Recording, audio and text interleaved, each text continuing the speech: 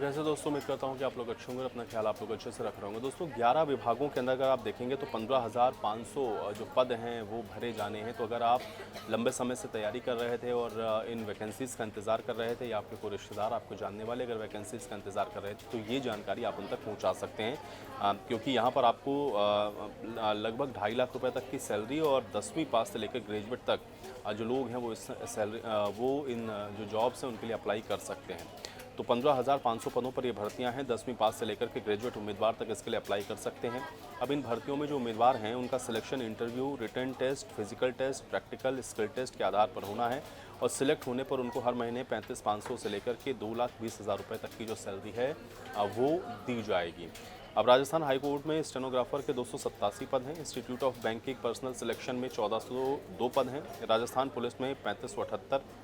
इसके अलावा कर्मचारी चयन आयोग में स्टेनोग्राफर के 1300 पद हैं। राजस्थान कर्मचारी चयन बोर्ड में कंप्यूटर ऑपरेटर के 583 पद निकाले गए हैं। एकलव्य मॉडल रेजिडेंशियल स्कूल में 4,062 पद निकाले गए हैं। इसी तरह से राजस्थान एग्रीकल्चर सुपरवाइज़र के 430 पद हैं। इंडियन पोस्ट पेमेंट बैंक में 138 पद हैं। राजस्थान लोक सेवा आयोग में 140 पद निकाले गए हैं। रक्षा अनुसंधान और विकास संगठन में 55।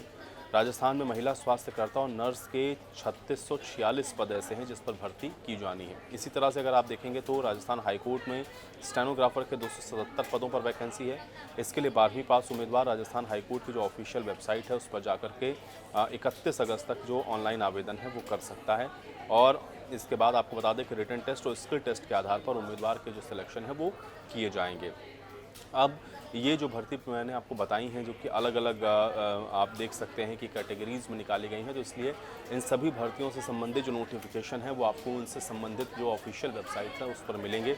अब जैसे राजस्थान हाईकोर्ट का अगर आप देखें और इसका institute of banking personal selections का आप देखें या फिर राजस्थान पुलिस की देखें या कर्मचारी चयन आयोग में स्टेनोग्राफर की आप देखें, इन सभी की जो ऑफिशियल वेबसाइट है वहाँ पर जाकर के आप ये जो जॉब नोटिफिकेशन है उनके बारे में और डिटेल ले सकते हैं और उसके आधार पर आप इनका जो फॉर्म है वो सबमिट कर सकते हैं। तो उम्मीद करता हूँ कि जानकारी आपको अच्छी लगी होगी।